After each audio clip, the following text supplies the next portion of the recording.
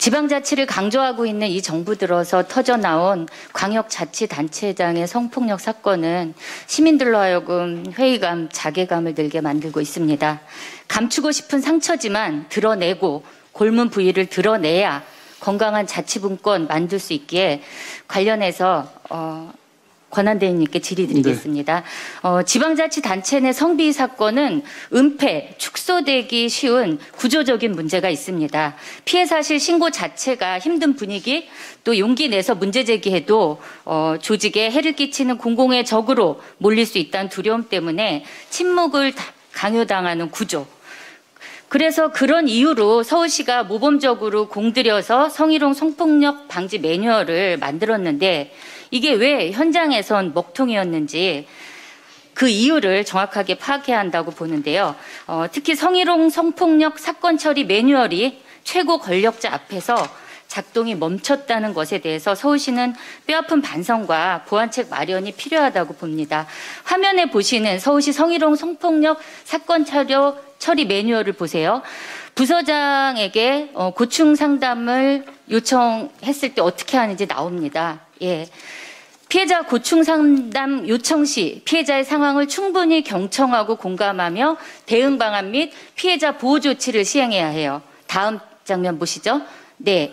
특히 관리자는 행위자를 옹호하거나 행위자 입장을 대변하는 것과 같은 표현 하지 말아야 하고 사건에 대해 판단하거나 행위자에게 대응하지 말라고도 나와 있습니다.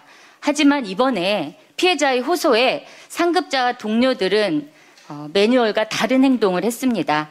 이와 같은 상황들은 사건 처리 매뉴얼이 최고 권력자인 시장과 비서실 앞에서 제대로 작동하지 않았다는 걸 보여주고 있는데 대행님은 왜 이런 상황이 발생했다고 보시죠? 뭐 전체적으로는 저희들도 내부 지금 대책위원회를 만들어서 내부 시스템을 한번 다시 돌아보고 있는데요. 예, 저희들의 제도는 돼 있으나 또 작동하지 않은 부분도 있고 또 조직 문화의 차원도 있고 그랬던 걸로 지금 파악은 되고 있습니다.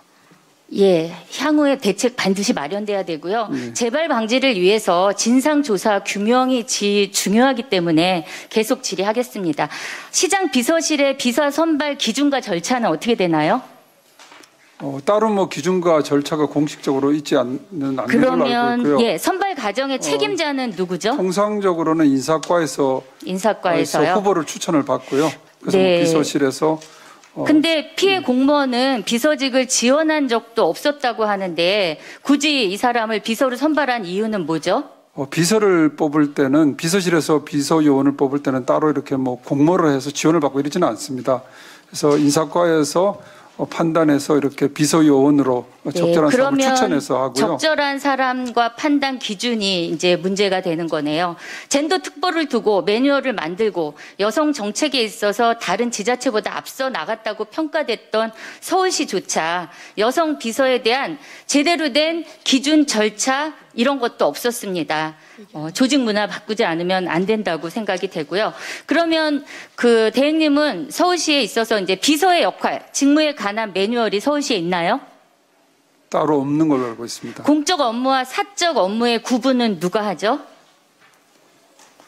그건 상식적으로 판단할 수 있는 일이라고 생각합니다. 그러면 제가 상식인지 한번 여쭤보겠습니다. 2017년 1월 설날을 앞두고 또 2018년 9월 추석을 앞두고 비서가 공간에서 먹을 명절 음식을 구입한 이력이 있습니다. 이게 과연 비서실 공무원인 비서가 해야 할 공적 업무라고 생각하십니까? 어떤 용도에서 쓰일 거에 따라서 다르다고 생각합니다. 제가 나열을 일부러 안 한 건데 네. 다음 화면 보시죠. 네. 서울시 공무원 행동 강령입니다. 네, 24조. 공무원은 자신의 직무 권한을 행사하거나 지휘 직책 등에서 유래되는 사실상의 영향력을 행사하여 직무 관련자 또는 직무 관련 공무원으로부터 사적 노무를 제공받거나 요구 또는 약속해서는 안 된다. 바로 그 공적 업무와 사적 노무를 구분하지 않는 데서 성차별적 업무 환경이 만들어졌다고 저는 생각을 합니다. 그 다음 또 질의 드리겠습니다. 언론 보도에도 나왔지만, 가족 의료진이 해야 할 그 시장의 혈압 체크 같은 거 비서실 직원들이 했고요. 또 대리처방 의혹도 있었습니다.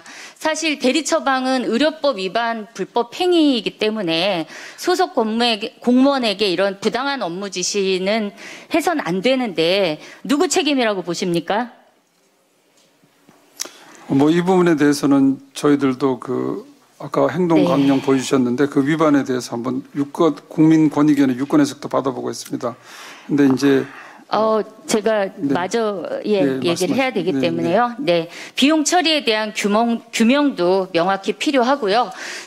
성차별적 사적 노무는 성적 괴롭힘의 토양이 되기 때문에 사적 업무 지시를 거부할 수 있는 그런 근로 환경이 만들어져야 된다고 보고요. 피해자는 업무 거부는커녕 인사 이동조차 어려웠다고 호소하고 있습니다. 우리가 아무리 괴로워도 구조적인 문제, 조직 문제 짚어야 하는 건 권력은 언제든 폭력으로 바뀔 수 있기 때문입니다. 권력을 가진 사람은 누구든 폭력의 가해자가 될 수 있기에 그렇지 않도록 제도와 구조, 문화를 만들어야 된다고 생각합니다. 서울시는 향후 비서 채용에 관한 건 물론 비서실 업무에 대해서 상세 공개 매뉴얼을 만들 필요가 있다고 보는데 동의하시죠? 예, 지금 뭐 저희들 대책위원회에서 그런 부분 다 포함해서 논의를 하고 있습니다. 네, 성비위 사건은 사건 처리, 진상 조사, 재발 방지 모두 중요합니다. 마지막으로 당부드릴 건요. 아직까지도 피해자의 신원을 특정할 수 있는 악의적으로 편집된 영상이나 정보가 떠돌기도 합니다. 2차 가해는 명백한 성폭력 특례법 위반입니다. 앞으로 피해자가 일상으로 돌아갈 수 있도록 말씀드리고 싶습니다. 예, 저희도 그 2차 가해가 그런 식으로 일어나지 않도록 지금 최선의 노력을 다하고 있고요. 말씀하신 대로 저희는 더 저희 동료로서 저희 조직에 하루빨리 돌아올 수 있기를 그렇게 기대하고 또 그렇게 노력하겠습니다. 예, 이은주 의원님 수고하셨습니다. 예.